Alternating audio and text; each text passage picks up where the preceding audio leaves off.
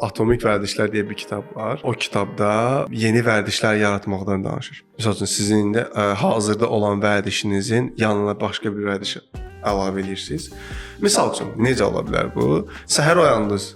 Səhər oyanan kimi su içmə vərdişi varmı sizdə? Var, su içərəm. Var. Bu vərdiş var, düzdürmü? Bu vərdişi olmayan insanlar hər səhər, hər axşam yatanda yanına bir stəkan su qoyur. Səhər duran kimi onu içir. Çünki suyu... ilk gördüyü şey o olur. Görmədiyi şeyi o vərdişi yarada bilməz. Əgər bunu da eləyə bilmirlərsə, telefonda xatırladıcı deyə bir proqram var. Səhər oyanan kimi su iç xatırlatması qoyur. Aranan kimi birinci nə edirik? Vərdişimiz də bu bizim telefonlarımızı götürürük. Məndə də elə bir birinci su içmə vərdişi yox idi əvvəllər. Məsələn, suyu doldurub qoyurdum. 15 dəqiqədən bir hər onun yanından keçəndə onu içmək məcbur. Elə məndə o şey. Özüm istəsəm eləyirəm onu. Nə məcburdur ki, mən o kitabı oxuyub eləyim? Yox, fərqində olmaqda. Çünki görürük, gözümüzün qabağındadır, amma görə bilmirik də. Məsəl üçün belə bir həmin kitabda belə bir də məsələ də var. Deyir ki, biz soyuducuya deyir, o dediyiniz bayaq fast foodlar əlavə edirik, nə bilim mincür o abur-cubur denizlərlə gülərlər əlavə edirik və soyuducunu açan kimi ilk onları görürük.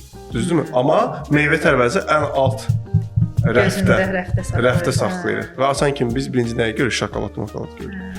Ki mən deyib o alt rəfdən meyvələri çıxartdım və qoydum mətbəxin stolunun üstündə. Və mən mətbəxə girən kimi birinci meyvə gördüm. Başladım meyvələri yeməyə. Siz süfrənizdə nə indi siz sağlam qidalarla adamsınız. Mən meyvə alıramsa, mən heç vaxt onu xaladelniyə qoymuram. Üzdə olmalıdır onlar. Ki hər əlimə atıb yeməliyəm mən onu. Gözlən görünən bir yerə qoydu. Aparıb atırsan içəri. Stolun üstündə, ancaq heç mən xaladelniyə xoşlamıram. Qablara gətirib stolun üstündə. Yəni onu o moment yeməliyəm mən. Bir də çox almaq o da bir vərdişdir. Məsəl üçün marketə ac girmək var da, birisi də ac olanda çox şey almaq istəyir. Məndə də o problem yaşanır. Onun məqasını necə aldım? Telefona list hazırlayırdım. Nə alacağam marketdən. Amma mən özümü idarə edirəm onda. Yaddan çıxarırsınız da bəzən, bunu almalıydım, onu almalıydım. Düzdürmü? Məsəl üçün sabun bitib evdə.